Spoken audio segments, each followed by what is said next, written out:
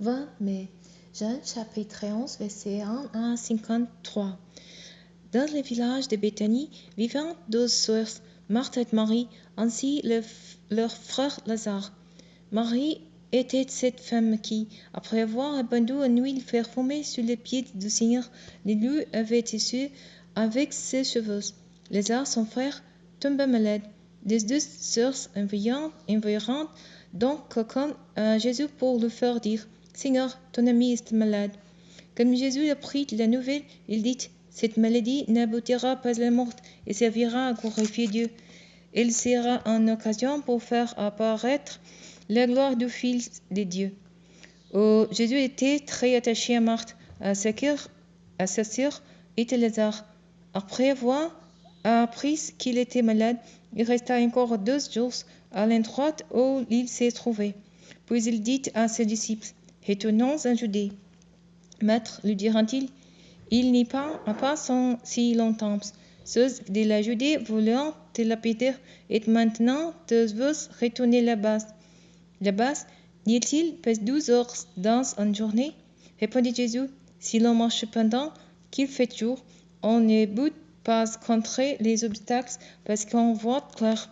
Mais si l'on marche de nuit, on trébuche parce qu'il n'y a pas les lumières. Après avoir dit cela, il ajouta, notre ami Lazare s'est endormi. Je vais les révéler. Sur quoi les disciples lui dirent, Seigneur, s'il dort, il est envoyé des guérissons. En fait, Jésus voulait dire que Lazare était mort, mais les disciples avaient compris qu'il parlait du sommeil ordinaire.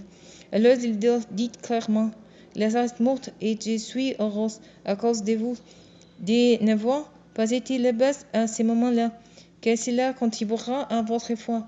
Mais maintenant, alors, auprès de lui, Thomas, surnommé les jumeaux, dit-il aux autres disciples, allons-y, nous aussi, pour mourir avec lui. À son arrivée, Jésus pria qu'on avait enseveli Lazare depuis 4 jours déjà. Béthanie était à moins de 3 kilomètres de Jérusalem. Aussi beaucoup de gens étaient venus chez Marthe et Marie pour leur présenter leurs condoléances à l'occasion de la mort de leur frère. Quand Marthe apprit que Jésus approchait du village, elle alla à sa rencontre. Marie, elle, resta à la maison. Marthe dit à Jésus, « Seigneur, si tu avais été ici, mon frère ne serait pas mort. Mais je sais que maintenant encore, tout ce que tu demanderas à Dieu, il te l'accordera. Ton frère ressuscitera, lui dit Jésus.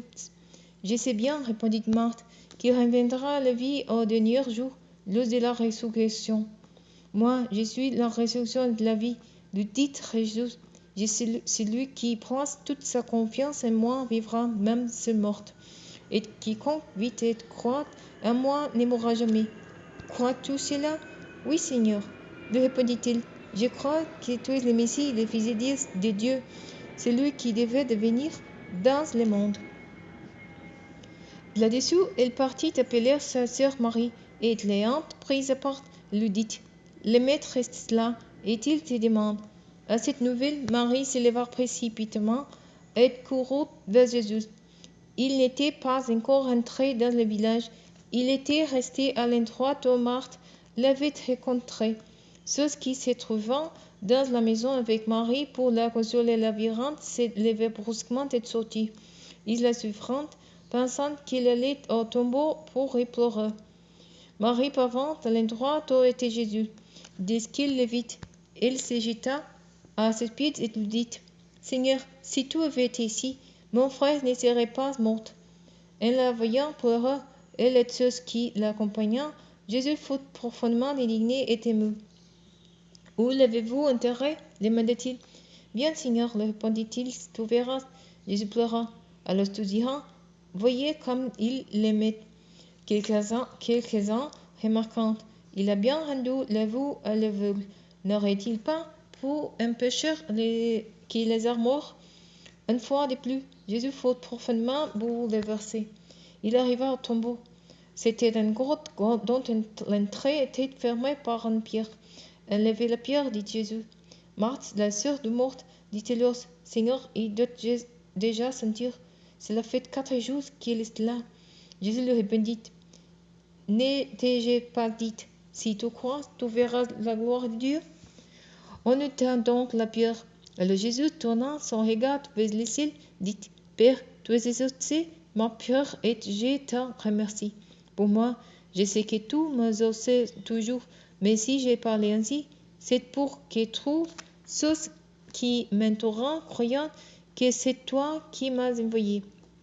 Cela dit, il cria d'une voix forte, Lazare, sors de là. Et voici qu'il est mort sorti du tombeau. Il avait les pieds et les mains entourés des bandes de lin, les visages recouverts d'un linge. Jésus dit à ceux qui étaient là, de les lier de ces bandes et de laisser-les aller. En voyant ce que Jésus avait fait, beaucoup de ceux qui étaient venus après de Marie courant en lui. Quelqu'un, cependant, s'en allèrent trouver les pharisiens et leur rapportèrent ce que Jésus fait. Alors les chefs des prêtres et les pharisiens convoquèrent les grands conseils. Qu'allons-nous faire, disent-ils? Cet homme accomplit trop de signes miraculeux. Si nous le laissons faire de la sorte, tout le monde va croire à lui. Alors les hommes viendront et détruiront notre temple et notre peuple.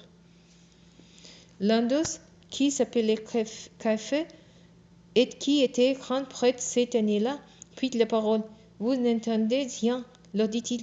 Vous ne voyez pas qu'il est de votre intérêt qu'un seul homme meure pour le peuple, pour que le peuple ne disparaisse pas tout entier. Or, ce qu'il disait là ne venait pas de lui, mais il était grand prêtre cette année-là, et c'est en cette qualité qu'il prophétisa qu'il fallait que Jésus meure pour son peuple.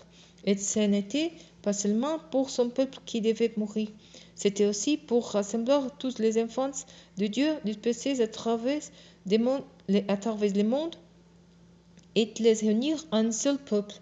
C'est ce jour-là qu'ils prirent la décision de faire mourir Jésus. Jésus cessa donc de se montrer en public.